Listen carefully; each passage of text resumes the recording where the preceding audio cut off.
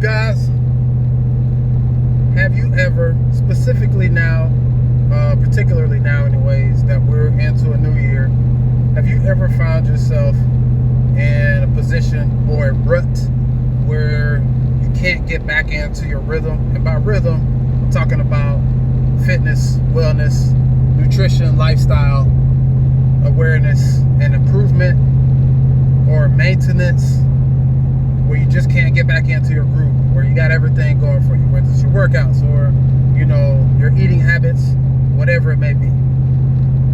Well, I got news for you.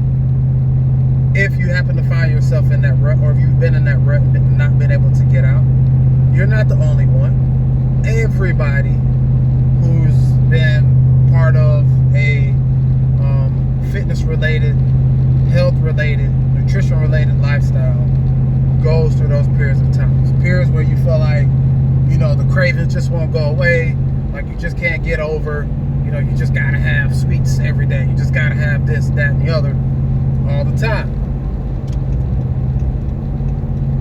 This is common to everybody, pretty much ongoing. Like, anybody who tell you they don't ever want to have any sweets, they probably lying. There might be a few people out there that don't ever crave sweets, but for the most of us, pretty much weekly, if not daily, we crave some kind of sweets.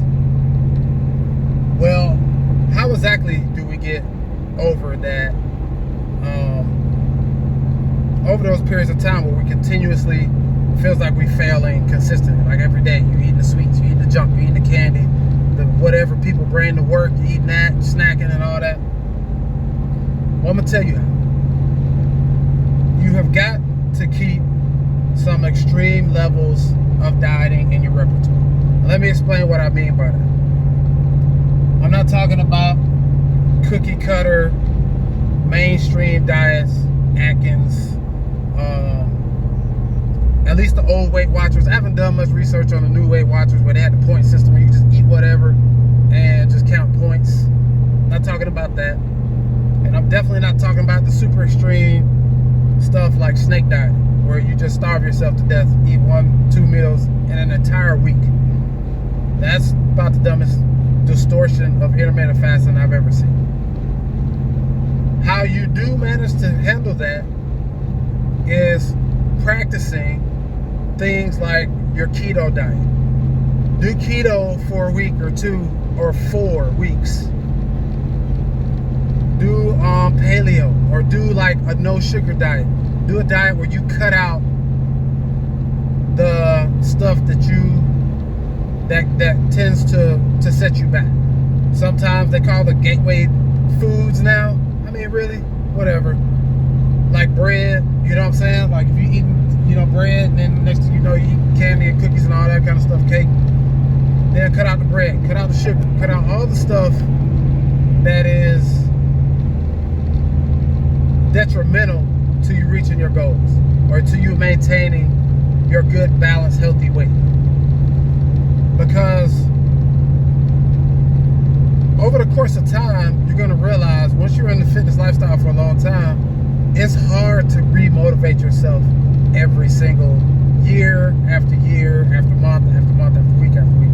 You just got to keep re-motivating yourself, and you're not going to get that same instant gratification that you got when you first started working out, where you needed to lose 60 pounds, and your first week you lost 6-7 pounds. You know what I'm saying?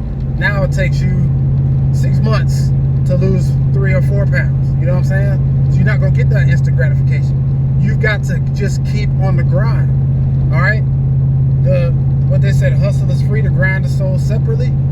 You gotta grind. That's what fitness is. It's a daily grind. It's a daily making of small decisions that add up in the long run. And the further you get into it, the more you're gonna see it's those small decisions on a more consistent basis that make the difference. It's not some big life change that you had to make when you first got into it. So you have got to practice your discipline. Discipline is something that you have to practice and rehearse. You can't just all of a sudden turn on the discipline after the holidays have passed and you've been eating like a fool from Thanksgiving all the way to New Year's. And that's why the New Year's resolution season is so big, because people just go out there and eat themselves nearly to death. And, you know, now they want to fix and get rid of all the extra pounds and all that kind of stuff. And yes, even fit people tend to lax during that time. It's the holidays, it's cold, it's a lot of holiday parties and junk food out there. You got, you know, the weather's bad, it's dark, gets dark early. You don't feel like going to the gym, you don't feel like waking up, it's cold outside, weather's nasty. Everything is working against you. And even if not that, life circumstances will get you. You know what I'm saying? Maybe you relocated. Maybe you aren't using the same trainer. Maybe, you know, your schedule, you have schedule conflicts. Maybe you have, you know, stress in your household. Maybe stress in the workplace. Any of these things can affect your rhythm. Your hormone levels will change. You know, you start to get all stressed out and you just don't feel like doing it. You know what I'm saying? All these things can get you out of rhythm. Well, how do you get back onto rhythm? You got to be practicing your discipline when times are good, you know, consistently. Like, you can't just wait until you're in this crisis mode of eating all the junk you can eat, and then now all of a sudden you don't know what to do. You got to practice this stuff. You got to practice cutting out sugar. You got to practice your discipline. Intermittent fasting is great because it sets you up and puts you on a schedule where you have to be more intentional about what you're doing. That's why fasting on a daily basis helps keep you in line, because every day you have to practice some discipline. You got to skip breakfast every day. You got to, you know what I'm saying? And even if you break your fast for maybe a day or two, or maybe the weekend or something, you're back on it that next week. If you don't practice your discipline, you're gonna fail. It's gonna happen. You can't go a long time and just think that you just think that you've been cured from having sugar cravings. There's no such thing. You don't get cured. You just fight it off, and then you get into a rhythm. As soon as you get out of your rhythm, it's gonna be tempting to just, oh, I'm just gonna eat this candy bar. Oh, I'm just gonna stop and get this ice cream. I'm just gonna, you know what I'm saying? So you gotta practice these things. Every year, I do a fast. It's more of a spiritual journey, but it helps me to relinquish some of the things that I get attached to, especially during the holiday season. I turned 40 last year. I was dieting, not necessarily in a deficit, but I was dieting from February to August, where I was keeping control of, what I ate, controlling my sugar levels, on a regimen. Intermittent fasting for 6 months. I was watching that, making my meals, meal prepping, all that stuff. I was doing all that stuff. After my birthday, I was like, okay, yeah, I'm just about to get back on it. So I get back. Man, it was tough, man. There was a little bit of rebound factor, a little bit of why, I did this all year. I don't want to do it again. And it kind of bled over into the holidays. But fortunately, I do this fast every year. It's 21 days. It gets me right back on track. And I have to sacrifice some as far as my physique is concerned, because I lose muscle mass during this time. You just really can't get enough protein during this period of time. I'm still working out. And actually, I feel great during my workouts. But I tend to lose a little bit of muscle, but that's okay, because I'm working on myself on the inside. And that's what's most important. What I want you guys to focus on this year is focus on what's going on the inside. Understand yourself. Understand your weaknesses. Understand the situations that you don't need to put yourself in. If you're not meal prepping, you're going to fail.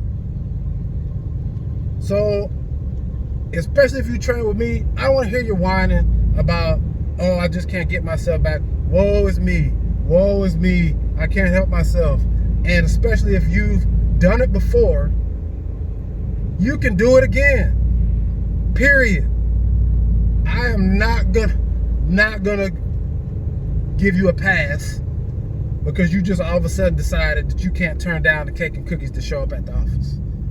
0 passes given. 0. You got to get back on the ground. You got to get back doing the things that you did when you first had to start. You know what I'm saying? When you had to lose the weight. When you had to lose the weight because your health was getting out of control, because your knees were jacked up, when you had to lose the weight. And stop saying you're addicted to stuff. Yes, we know that sugar has physiological changes on our mind, that there's withdrawal symptoms. Everybody goes through that. Everybody has to go through that. But no, I'm not calling it addiction until if it's to where you gonna lose your life and you still doing it anyway, I might consider calling it addiction. Or you done lost your job and you still can't stop, then I might call it an addiction at that point. But for now, it's just cravings like everybody else has, and you gotta suck it up. Sometimes it's just tough love. You gotta tell yourself, look, man, you gotta suck it up. You gotta be honest with yourself sometimes and stop looking for a reason to soften the blow or to soften or to relieve yourself of the guilt of you just neglecting yourself.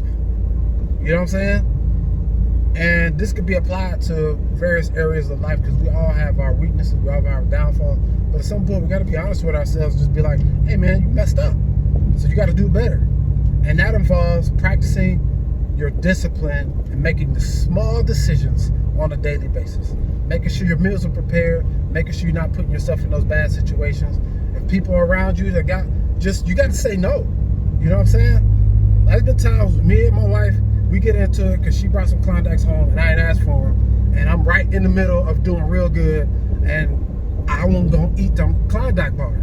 Matter of fact, she just brought some Girl Scout cookies the other day. I told her she better not show me them cookies because I just started getting back into my rhythm.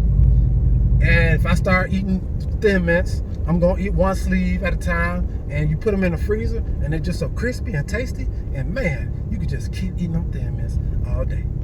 I'm not about to get... She bought 6 boxes of Thin Mints. 6 boxes? I told her I better not see them Thin Mints. I'm gonna get upset because that's just gonna derail me, man. That's because I'm gonna eat them Thin Mints at some point. So look, you gotta know your weaknesses, man. My weakness is Thin Mints, mint, chocolate chip, Klondike bars, Kit Kats. So all my clients, y'all better stop buying me them Kit Kats. I got enough Kit Kats to last me for 2 years. Y'all better stop buying me them Kit Kats. Stop it. Just stop it now. Now you can buy me some gift cards to the steakhouse. I like that. But stop buying me them Kit Kats. So anyway, I want Blizzards and Frosties. I can't forget that. But anyways, man, you got to know what your weaknesses are. You got to know what you got to stay away from. You got to know yourself.